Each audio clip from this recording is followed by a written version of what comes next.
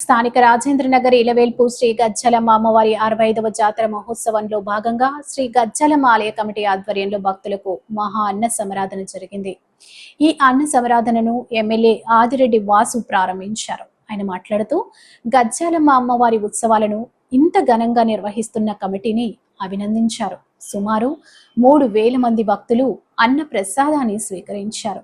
ఈ కార్యక్రమంలో ప్రవీణ్ చౌదరి, ఆలయ కమిటీ బొట్టా వీరాబాబు, టీడీపీ రాష్ట్ర కార్యదర్శి నక్కా దేవి ప్రసాద్, మాజీ కార్పొరేటర్ బొంత శ్రీహరి, బల్లా శ్రీనివాసరావు, చెక్కంపూడి అర్జున్, కాళీపు సాయిరాం తదితరులు పాల్గొన్నారు.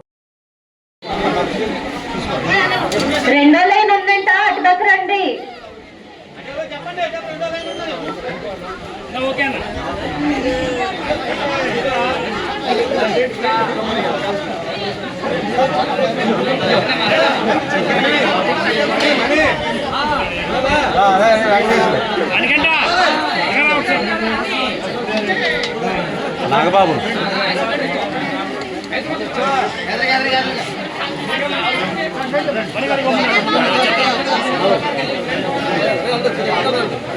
మరండి